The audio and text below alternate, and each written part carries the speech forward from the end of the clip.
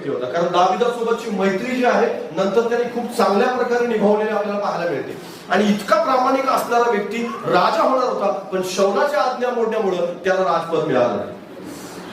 शौलाचं जे आज्ञा मोडण्याचं जे कृत्य होतं त्या गोष्टीमुळे तो मिळवू शकला नाही. म्हणजेच आज्ञा पाळणं महत्वाचं आहे. बाजूला सांगा, आज्ञा पाळणं महत्वाचं आहे.